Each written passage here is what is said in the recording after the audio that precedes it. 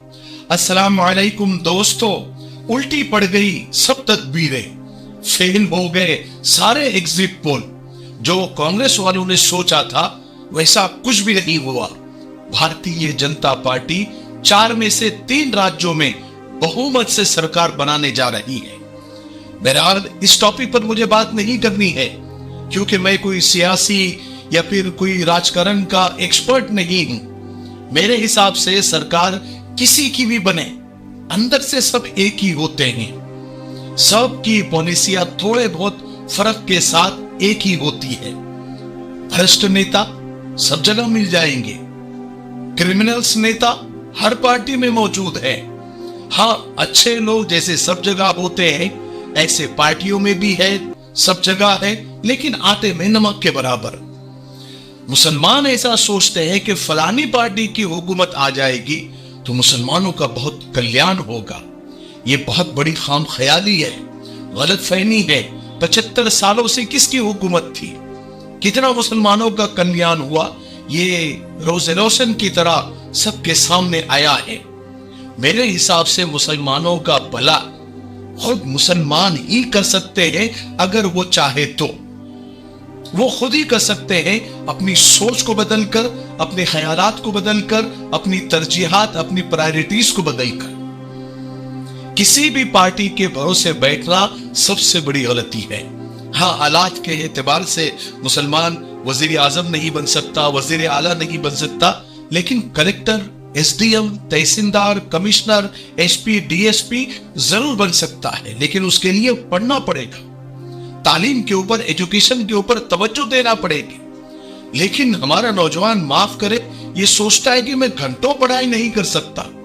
अगर मैं पढ़ाई करूंगा तो चौराहों की, होटलों की खूबसूरती खत्म हो जाएगी, जो मैं हरगिज होने नहीं दूंगा।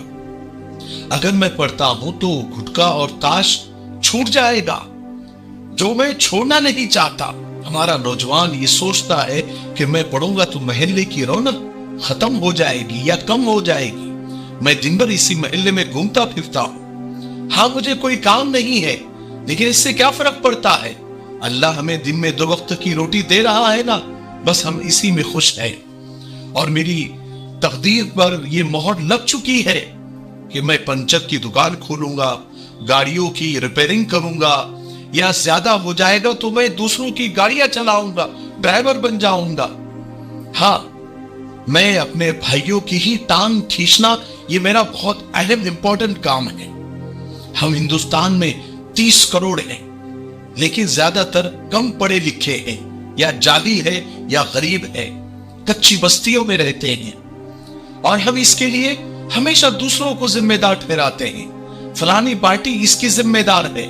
हम तो ये चाहते हैं कि हुकूमत हमारे घर के सहन में आकर झाड़ू दे। हम मुसलमान हैं, घर के सामने अतिक्रमण हमारा अहम काम है। हम 15 फीट सड़क को 8 फीट में बदलने में बहुत माहिर है, फिर उसी 8 फीट रोड पर रिक्शा खड़ा करना हमारा हक बनता है। हम मुसलमान हैं, जिसका मजहब कहता है कि सफाई और पाकी आधा ईमान है, लेकिन गंदगी सबसे ज्यादा हमारे मोहल्लों में पाई जाती है। तालीम, एजुकेशन एक अहम हमारी बुनियाद है। कुरान पाक जब नाजिल हुआ तो उसका पहला लफ्ज इकरा, के पढ़ो, लेकिन हमने कभी उस पर अमल नहीं किया। हम हमेशा सऊदी अरब और दुबई जैसे मुल्कों के बारे में बात करके बस इतराते हैं, लेकिन हमने कभी हिंदुस्तान में कभी अपने आप को बेहतर न बनाया, न उसमें बेहतरी लाना चाहते हैं। ठीक है, हमारे माँ बाप के पास, हमारे वालिदैन के पास बेहतर एजुकेशन के लिए, हायर एजुकेशन के लिए, बेहतर आला तालीम के लिए पैसे नहीं है, लेकिन हमारी बिरादरी, हमारे समाज के पास बहुत पैसा है, लेकिन वो तो तालीम से ज्यादा लंगर को अहमियत देते हैं। महज खाना खिलाना ही सवाब समझते हैं, मस्जिदें, मदरसा बनाना ही सवाब समझते हैं। हमारे नौजवान रिक्शा चलाते हैं, दूध बेचते हैं, वेल्डिंग करते हैं, गैरेज में कारें रिपेयर करते हैं। कुछ नौजवान तो चौराहों पर बैठकर सिगरेट पीते हैं, गांजा पीते हैं, ताश खेलते हैं, क्योंकि हमारे नौजवानों के पास तालीम की कमी है। اور ہم کو لگتا ہے کہ فلانی پارٹی آ جائے گی تو ہماری حالت سدھر جائے گی۔ ہمارے معاشرے میں، ہمارے سماج میں اس تعلیمی کمی کی میرے حساب سے دو بڑی وجہ ہے۔ ایک تو والدین کی غفلت، اور دوسرے معاشرے اور سماج کے ذمہ داروں کی غفلت۔ والدین چلو ٹھیک ہے، کسی کسی کے بے بس ہوتے ہیں، غریب ہوتے ہیں، لیکن سماج تو بے بس نہیں ہے، برادری تو بے بس نہیں ہے، ان کے پاس تو بھرپور پیسہ ہے۔ ہم نے اپنی آنکھوں سے لوگوں کو لاکھوں روپیوں کا لنگر کا اہتمام کرتے ہوئے دیکھا ہے، قوالیوں پر لاکھوں روپے خرچ کرتے دیکھا ہے، اجتماعات میں کروڑوں روپے خرچ کرتے ہوئے دیکھا ہے۔ ہم نے اپنی آنکھوں سے لوگوں کی شادیوں پر، ولیموں پر، برتھ ڈے پر، اینیورسری پر ضرورت سے زیادہ فضول خرچ کرتے ہوئے دیکھا ہے۔ اگر والدین یا ہماری برادری تعلیم کے بارے میں اگر فکر مند ہو جائے تو آج ہمارے نوجوان بھلے وزیر اعظم یا وزیر اعلیٰ نہ بنے، لیکن collector, S D M, commissioner جیسے بڑے عہدوں پر فائز ہو سکتے ہیں۔ نیتا بنے بغیر اور کسی پارٹی کے حکومت پہ آئے بغیر کوئی بھی پارٹی رہو، تعلیم سے کوئی منع نہیں کرتا، لیکن ہمارے ذہن میں ایک غلط فہمی پیوست کر دی گئی ہے کہ میاں آپ تو مسلمان ہیں اور یہاں مسلمانوں کو پڑھنے نہیں دیا جاتا، نوکری کرنے نہیں دی جاتی۔